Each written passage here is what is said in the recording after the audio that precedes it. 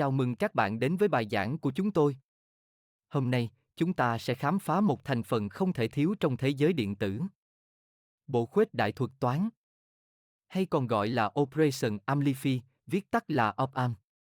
Từ việc khuếch đại tín hiệu âm thanh đến các ứng dụng trong đo lường và điều khiển, Op-amp đóng vai trò quan trọng trong hầu hết các thiết bị điện tử hiện đại. Hãy cùng chúng tôi tìm hiểu cấu tạo, nguyên lý hoạt động và các ứng dụng thú vị của Op-amp trong video này nhé.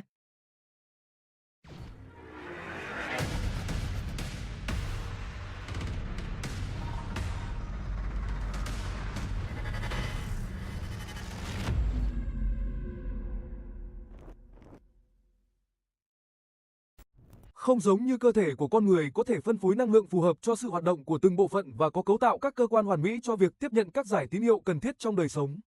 Máy móc cần sử dụng một thiết bị được gọi là bộ khuếch đại để thực hiện những công việc trên. Bộ khuếch đại, hay còn gọi là amplifier, là một thiết bị điện tử có chức năng tăng cường tín hiệu. Nó giúp tăng biên độ của tín hiệu đầu vào lên nhiều lần, nhưng vẫn giữ nguyên dạng và chất lượng của tín hiệu. Bộ khuếch đại hoạt động bằng cách sử dụng một nguồn năng lượng bên ngoài để cung cấp thêm công suất cho tín hiệu, giúp tín hiệu truyền đi xa hơn hoặc tác động mạnh mẽ hơn. Bộ khuếch đại thường được cấu tạo từ các linh kiện điện tử như transistor, điện trở, tụ điện. Những linh kiện này có thể được tích hợp trên một bản mạch với nhiều chân ra, gọi là IC. Sau đây, chúng ta hãy cùng tìm hiểu về cách chức năng của bộ khuếch đại. Bộ khuếch đại có các chức năng sau. Bộ khuếch đại làm tăng biên độ của tín hiệu điện. Trong nhiều trường hợp, tín hiệu đầu vào quá yếu để kích hoạt các bộ phận tiếp theo hoặc tạo ra hiệu ứng mong muốn. Lúc này, bộ khuếch đại sẽ khuếch đại tín hiệu lên mức đủ mạnh để đáp ứng yêu cầu của mạch. Một số thiết bị điện tử như loa, động cơ, đèn LED cần nguồn năng lượng lớn để hoạt động. Bộ khuếch đại có thể cung cấp dòng điện và điện áp cần thiết cho các thiết bị này, giúp chúng hoạt động hiệu quả. Bộ khuếch đại có thể cô lập tín hiệu đầu vào khỏi tín hiệu nhiễu và các yếu tố gây nhiễu khác, giúp bảo vệ tín hiệu gốc và đảm bảo chất lượng truyền tải. Ngoài chức năng khuếch đại đơn thuần, một số bộ khuếch đại còn có khả năng thực hiện các thao tác xử lý tín hiệu phức tạp hơn. Một bộ khuếch đại có thể tùy chỉnh hệ số được gọi là bộ khuếch đại thuật toán. Loại bộ khuếch đại này có hệ số khuếch đại tùy chỉnh, thực hiện được nhiều chế độ khuếch đại với hệ số khuếch đại lớn. Nhờ tính đa dạng và linh hoạt, bộ khuếch đại thuật toán có nhiều ứng dụng. Chúng thường được sử dụng để khuếch đại tín hiệu nhỏ từ các cảm biến trước khi đưa tới tầng khuếch đại tiếp theo. Ngoài ra, chúng còn được ứng dụng trong các máy tính và nhiều loại thiết bị tự động hóa khác.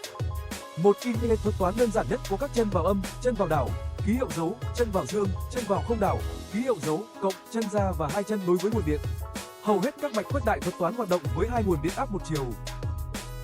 Khi nói đến bộ khuếch đại, ta cần đặc biệt quan tâm đến thông số gọi là hệ số khuếch đại. Đây là đại lượng đặc trưng cho khả năng khuếch đại điện áp đầu vào và được đo bằng tỷ số giữa điện áp đầu ra và điện áp đầu vào. Hầu hết các bộ khuếch đại thuật toán đều gần như có thể gọi là lý tưởng. Một bộ khuếch đại được coi là lý tưởng nếu đạt đủ các tiêu chí sau. Hệ số khuếch đại lý tưởng bằng vô cùng. Trên thực tế, hệ số khuếch đại có thể lên tới vài trăm ngàn, giúp khuếch đại tín hiệu có biên độ rất nhỏ. Khuếch đại tín hiệu có công suất nhỏ mà không làm suy giảm tín hiệu do tiêu hao năng lượng ở lối vào và dòng điện lối ra không bị suy giảm, hoạt động ở mọi tần số. Tín hiệu đầu vào gần như ngay lập tức được khuếch đại thành tín hiệu đầu ra mà không có thời gian trễ, không gây nhiễu trong quá trình khuếch đại. Theo sự truyền đi của tín hiệu, tiếp đến chúng ta sẽ cùng sơ lược quá về hệ thần kinh của máy móc hay gọi là bộ xử lý thông tin. Giống như trung ương thần kinh ở cơ thể sống, bộ xử lý đóng vai trò tiếp nhận tín hiệu từ cảm biến, phân tích, xử lý và đưa ra quyết định phù hợp. Bộ xử lý có thể là vi điều khiển, vi xử lý hoặc máy tính, tùy thuộc vào độ phức tạp của hệ thống.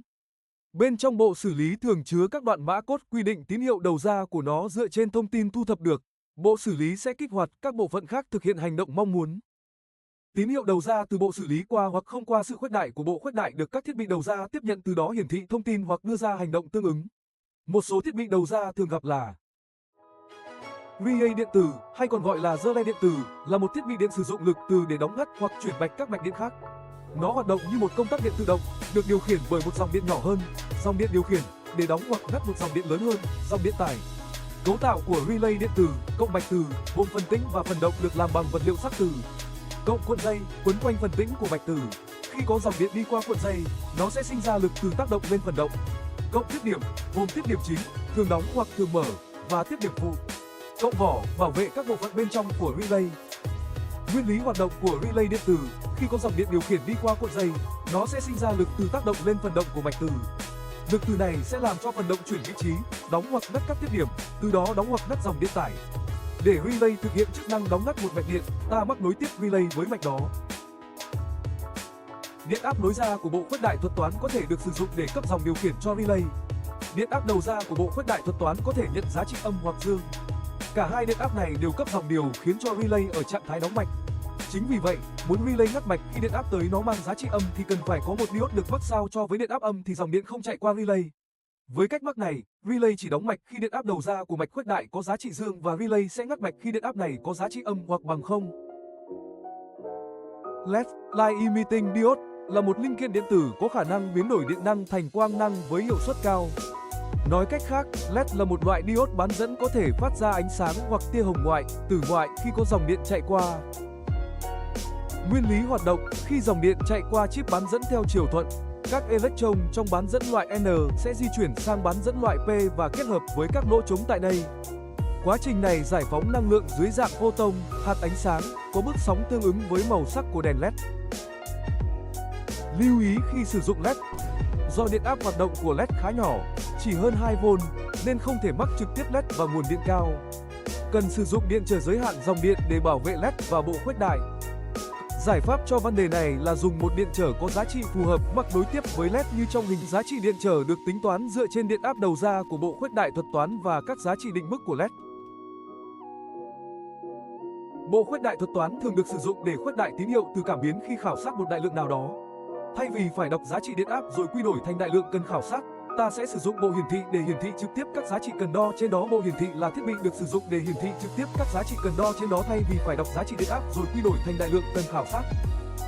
VD với một thiết bị là vôn kế chỉ thị kim mắc trực tiếp vào lối ra của bộ khuếch đại thuật toán có thể được sử dụng làm bộ hiển thị. Muốn thực hiện được điều này, chúng ta cần phải đo đại lượng cần khảo sát bằng một thiết bị chuẩn, đồng thời quan sát giá trị góc quay của vôn kế. Ứng với mỗi giá trị đo được bằng máy đo, ta có một giá trị của góc quay tương ứng. Đánh dấu góc quay này và ghi lại giá trị tương ứng của đại lượng vừa đo, chúng ta sẽ có được vạch chia mới trên thang chia độ của đại lượng cần đo. Khi đó, ta có quan hệ giữa đại lượng cần khảo sát và góc quay, cộng tuyến tính. Dòng điện tăng khi điện áp tăng thì các vạch chia trên thang chỉ thị sẽ đều nhau, cộng phi tuyến. Dòng điện sẽ không tăng tỷ lệ thuận với sự gia tăng của điện áp thì các vạch chia sẽ không đều nhau không.